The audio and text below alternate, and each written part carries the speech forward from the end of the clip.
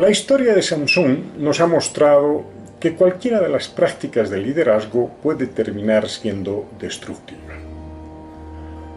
Ahora veremos, entre otras cosas, que el desafío al status quo para promover innovación y cambio llevado a un extremo puede crear incertidumbres innecesarias, puede crear confusión, incluso paranoia. Veremos que los enfoques unívocos y cerrados acerca del futuro pueden enceguecer al grupo acerca de otras posibilidades, al igual que acerca de las realidades del presente. Y que hacer un mal uso o un uso excesivo de las capacidades de inspiración puede causar que los otros miembros del grupo renuncien a sus propios criterios y voluntad. En estos términos, y en un análisis retrospectivo de la época de los jueces, nos muestra a un cúmulo de autoridades tribales perdidas en su autoridad y carentes de liderazgo. Si bien la historia bíblica de los jueces, en términos de autoridad, está llena de luces y de sombras, en términos de liderazgo son más las sombras que las luces. En los relatos bíblicos de los jueces aflora una sorprendente e incluso triste constatación. La mayor parte de las figuras de autoridad no conllevan liderazgo. Mantienen un cierto orden y garantizan continuidades institucionales, pero no son fuente de transformaciones trascendentes ni de mejoras importantes en la cultura grupal. Más aún, durante la época de los jueces, la supuesta unidad de Israel, emergente de la distribución, arbitraria ciertamente, de territorios, se fue resquebrajando, y el sueño de Jacob y de Moisés de un solo pueblo bajo la mano fuerte de Jehová se fue perdiendo. La predisposición del pueblo se alejó de los valores y principios morales y la aplicación de la ley mosaica quedó librada a la idiosincrasia de cada juez, a la idiosincrasia de cada tribu. Los conflictos sobre los límites de cada territorio tribal se tornaron en algo cotidiano y los referentes territoriales, en vez de unir al pueblo, lo fragmentaron y enfrentaron. Y cada quien volcó su atención a su parcela de una manera exclusiva y excluyente. En estas circunstancias, las incursiones enemigas se hicieron cada vez más frecuentes. De vez en cuando las amenazas externas eran más grandes que de diario y ello determinaba que 2 o 3 tribus se unan para combatir a algún enemigo mayor. En estas circunstancias, mientras la desunión y las malas costumbres primaban entre las tribus y Jehová se alejaba del pueblo elegido, a un buen juez le sucedían varios malos jueces y solo esporádicamente aparecía una que otra autoridad que trataba con mayor o menor éxito de retomar el camino y la conducta establecida por Moisés. Tal es el caso de Débora, una juez profeta que vivía en tierras de Efraín, al norte de Jerusalén, cerca del santuario de Shiloh. Allí, sentada bajo una palmera, Débora ejercía su rol de autoridad elegida por los miembros de su tribu y brindaba justicia y seguridad a quienes recurrían a ella. Su oído se mostraba atento, su predisposición ecuánime y su palabra final en cualquier conflicto o controversia. Es decir, era la palabra final. Ella apoyaba las iniciativas de cambio, de transformación y mejoramiento de diferentes personas. Ella reconocía y apoyaba el liderazgo de los demás. En medio de este complejo rol, entre familiar e institucional, que brindaba tranquilidad a sus mandantes, los pueblos vecinos creyeron que la autoridad de una mujer era un signo de debilidad, razón por la cual aumentaron las amenazas externas. Ante el recrudecimiento de los ataques de los cananeos, amorreos y amonitas, Débora convocó a Barak, reconociendo la capacidad de liderazgo en cuestiones bélicas de este último, y se propuso unir las fuerzas de las tribus de Efraín, Neftalí y Zabulón para combatir al temible Sisara, un guerrero cananeo que estaba sembrando desolación y muerte entre los israelitas. El triunfo de Barak contra los cananeos permitió a ambas tribus, a todas estas tribus, vivir en paz por unos años. Lo importante de este episodio es que una autoridad, Débora, reconoció la capacidad de liderazgo de otra, de Barak, y la convocó en su ayuda y la autorizó o empoderó para liderar a su tribu en batalla. El reconocimiento de valores y capacidades en otras personas es una de las más importantes muestras de una autoridad que llega a movilizar los recursos de un grupo para el logro de determinados fines y propósitos. Por ello, el gesto de Débora va más allá de una alianza circunstancial y establece la necesidad de convocar a los mejores del grupo y construir coaliciones y acuerdos con otros grupos. La importancia de reconocer en otras personas cualidades que tienen un valor especial para el grupo se torna en el sello de la autoridad efectiva.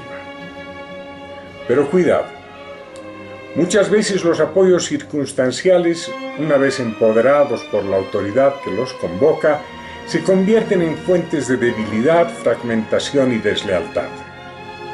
Sus objetivos se tornan personales. El diagrama de las 4 virtudes y el círculo a partir del cual no se puede errar se desvirtúa y explota en la misma cara de quien lo propone. El centro o propósito profundo del grupo se distorsiona porque la autoridad llamó en su ayuda a personajes que traicionan esa muestra de confianza. Un relato que muestra mucha de esta traición al líder y a la autoridad dentro de las dinámicas de los jueces es la de Gideón, el relato de Gideón, quien luego de una larga serie de triunfos personales fue ungido como juez en la tribu de Manases. La historia indica que Gideón era hijo de un israelita que había abandonado el proyecto de la tierra prometida y se había unido a las huestes vecinas que adoraban a muchos dioses. Más aún, su padre se había convertido en sacerdote de Baal. Sin embargo, Gideón, el hijo de este sacerdote pagano, sentía curiosidad respecto al Dios único de los recién llegados. Un día, mientras él sacudía trigo en medio del polvo de la tierra, Gideón se encontró con un hombre ángel, quien le habla no solo del Dios único, sino que lo convoca a pelear por la defensa de Israel. Él duda, ya que no tenía familia ni linaje tribal reconocido más allá de la trayectoria de su padre. Y él, Gideón, era uno de varios hermanos menores, es decir, un hermano sin heredad ni identidad propia. Sus dudas de inicio fueron superadas con el tiempo, y Gideón llega a reconocer haber visto cara a cara a un enviado de Jehová.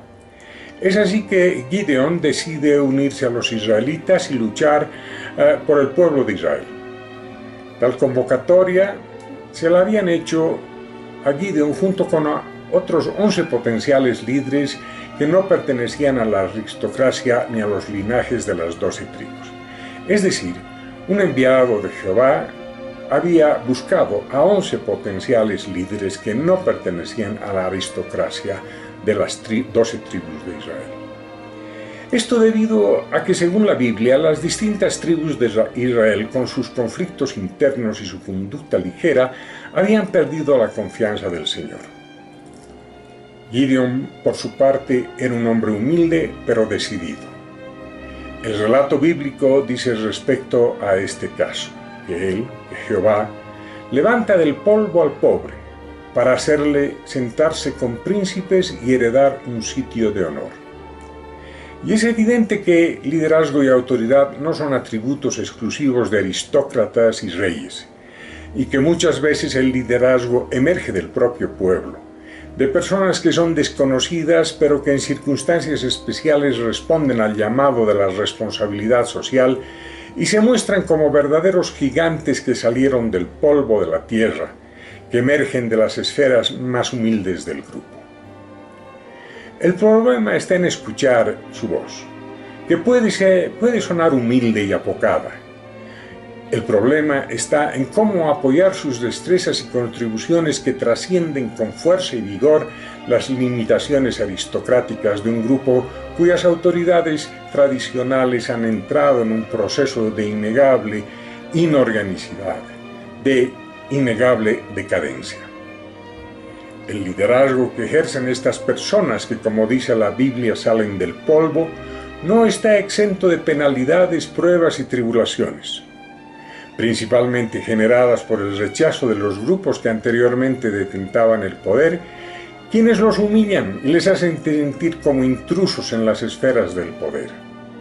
Aún a pesar de la evidente incapacidad de estos grupos decadentes para enfrentar los retos que hicieron que emerjan liderazgos alternativos.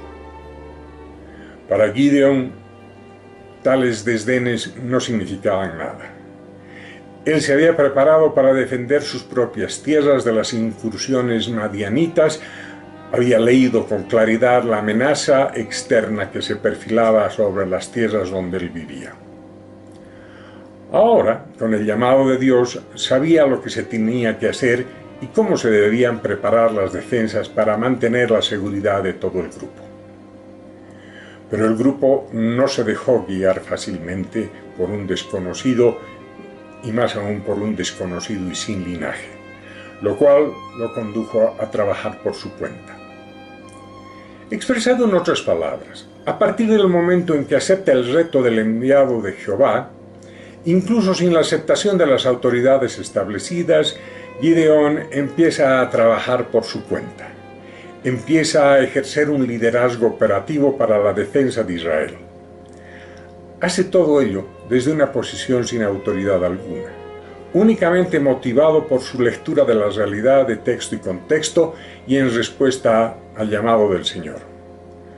Formalmente, Gideón adquirió algo de legitimidad ante los ojos de los israelitas al destrozar el altar de Baal, o a Baal, que mantenía a su familia.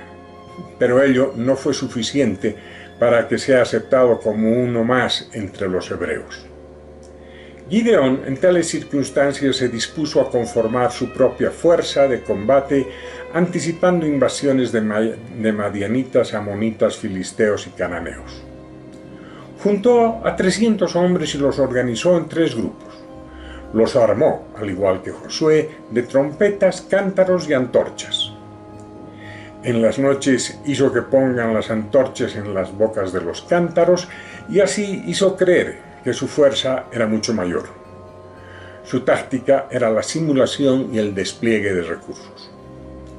Con el ruido de las trompetas y el alboroto de los cántaros que se rompían durante el día y con el fuego que se mantenía en las colinas durante las noches, Gideón logró infundir temor en unos y otros, en los israelitas para comenzar y en sus posibles atacantes.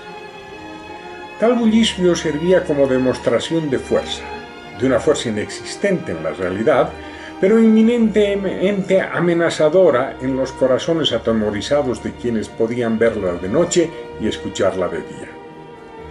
Gracias a esta predisposición táctica, Gideón fue reconocido como una fuerza entre los israelitas y entre los enemigos de Israel. Mucho más cuando, utilizando estas tácticas de desorientación, atacó y venció a unos intrusos amalecitas que se habían aventurado en los territorios del norte. Pero todo aquello no se logró sin problemas.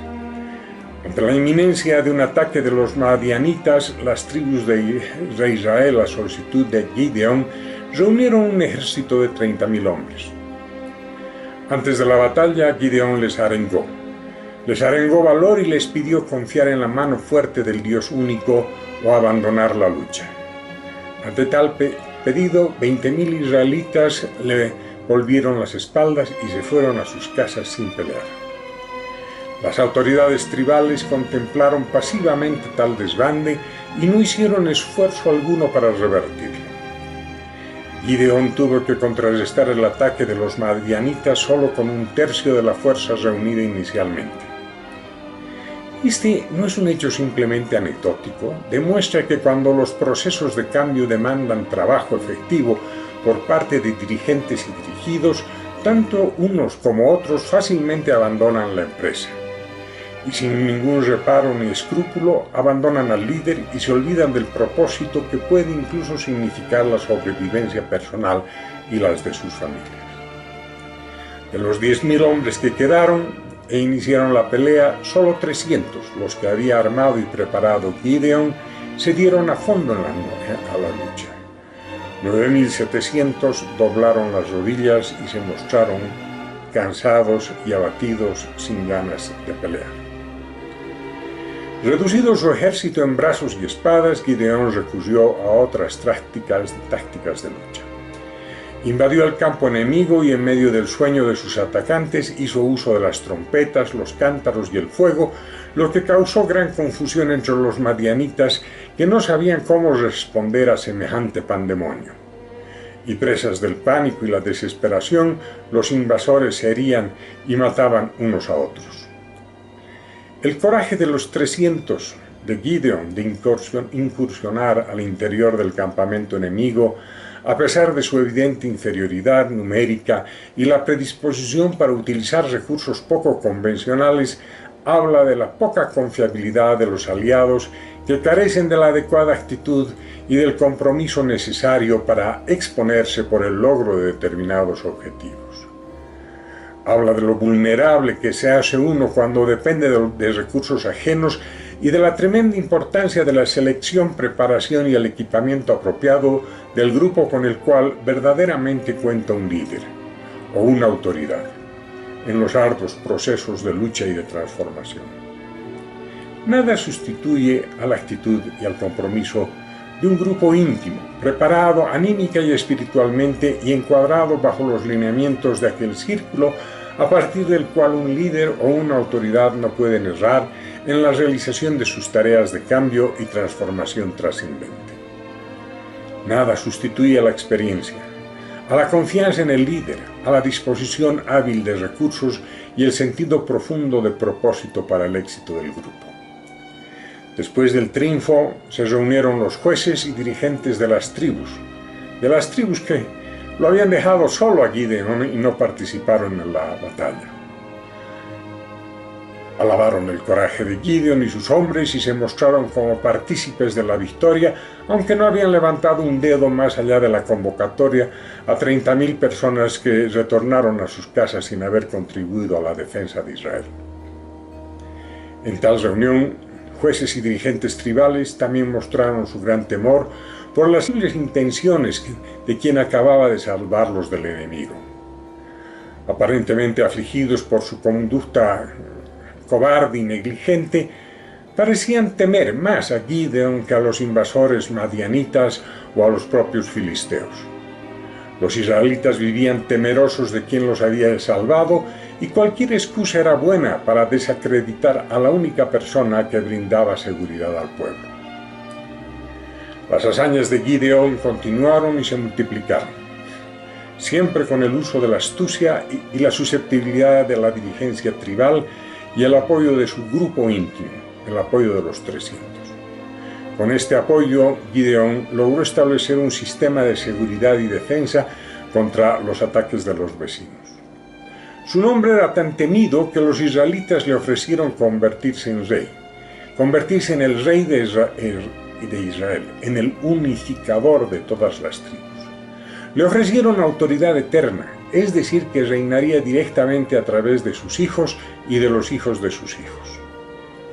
Ante esto, Gideón respondió que él no podía reinar sobre los israelitas, ya que el único rey de ese pueblo era Jehová. El respeto que infundía Gideón, el líder que vino de afuera, el que emergió del polvo, por la figura de Dios único, duró muy poco.